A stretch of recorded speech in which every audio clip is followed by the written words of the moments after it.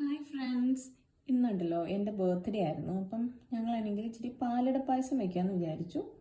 നമ്മുടെ പാലട മിക്സ് ഇല്ലേ, അത് മേടിച്ചിട്ട് വന്ന് പാലട പായസം വെച്ചു. പാലട പായസം വയ്ക്കുന്ന കണ്ടപ്പോൾ എനിക്ക് ഭയങ്കര ആഗ്രഹം ബോളി കൂട്ടി കഴിക്കാനായിട്ട്. നമ്മൾ ഈ ട്രിവാൻഡ്രംകാർക്കുണ്ടല്ലോ ഈ പാൽ പായസം, പാലട പായസം, വേമസലിയൊക്കെ കണ്ടു കഴിഞ്ഞാൽ ബോളി ഓർമ്മ വരും.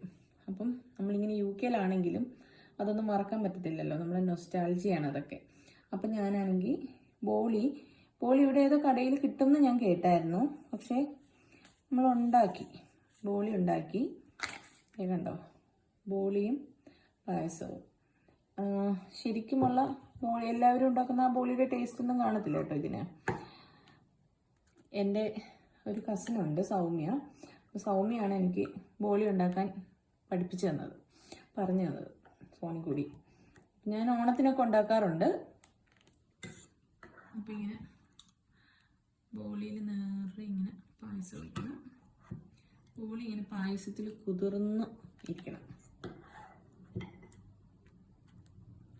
ഇവിടെ നല്ല തണുപ്പാണ്, ഇപ്പോൾ മഴയും മഞ്ഞും തണുപ്പൊക്കെയാണ്. അപ്പോൾ തണുപ്പത്ത് ഇങ്ങനെ ചൂട് പായസവും ബോളിയും കഴിക്കാൻ ഭയങ്കര ടേസ്റ്റാണ്.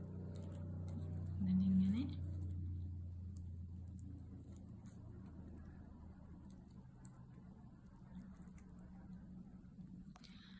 അപ്പോൾ ഓക്കെ, എന്നാ ബൈ.